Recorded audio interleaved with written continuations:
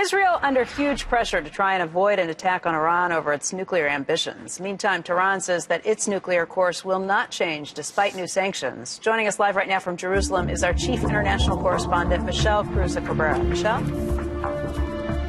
Becky, one of the highest-ranking members of the Israeli government says that Iran is working on capability not just to strike Israel, but to strike the United States. Yuval Steinitz is the Minister of Finance, but he has extensive military experience. He's one of Benjamin Netanyahu's closest allies, and he told us just this morning that he thinks Iran could strike the east coast of the United States within 2 to 3 years.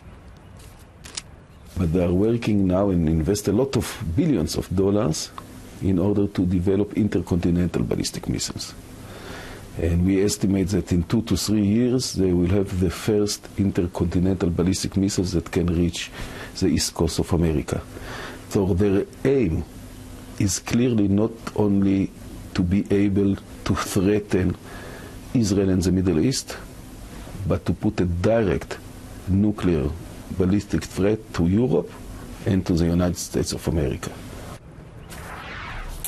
It was just this month, actually, that Iran launched domestically a satellite, and experts say the technology necessary to launch a satellite is very similar to that which you would need to launch an intercontinental ballistic missile. Hence why we're hearing more and more of this talk about whether or not the United States could also be at risk from a nuclear Iran. We also spoke last night with the former head of the former chief of staff, which is the highest-ranking member of the Israeli military, is the former Gabi Ashkenazi, the former general and former chief of staff, which is the highest-ranking position when it comes to the Israeli army and extremely significant here for the government. He's now chief of an Israeli energy company, and we're going to talk more about that later. But in the meantime, we asked him about the security situation here, and here's what he said. You've had access to intelligence for a long time. The current Iranian leadership, sane, rational, or not? I really don't know.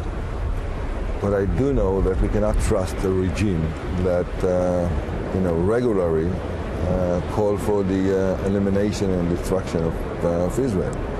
I think we have to take it seriously. We have spent a lot of time speaking with many Israeli businesses and business people here, and most of them tell us that they are just trying to continue working as if the situation were the same. They are used to threats, and they don't want to change any kind of work patterns or anything to make the situation worse. They're trying to conduct business as usual, guys. Back to you.